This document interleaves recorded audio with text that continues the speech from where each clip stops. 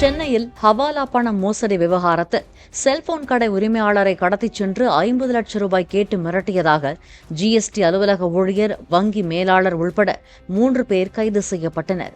Rich தெருவில் cellphone கடை நடத்தி வரும் சுமித் சிங் தனக்கு பழக்கமான தனியார் வங்கி மேலாளர் நவீன்குமாரிடம் தான் சொல்லும் வங்கி கணக்கிற்கு 50 லட்சம் ரூபாய் செலுத்தினால் 2 நிமிடத்திலேயே கையில் 52 லட்சம் ரூபாய் கிடைக்கும் என கூறியுள்ளார்.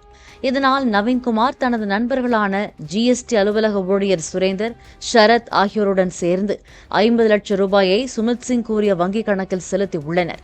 ஆனால் வங்கிக் கணக்கில் பணம் வரவில்லை என கூறி ஏமாற்ற முயன்றதால் அவரை கடத்தியதாக கூறப்படுகிறது.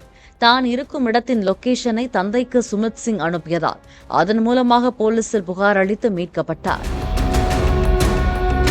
பிளே ஸ்டோர் மற்றும் ஆப் ஸ்டோரில் இருந்து பாலிமர் செயலியை QR கோடு மூலம் பதிவிறக்கம் செய்யுங்கள்.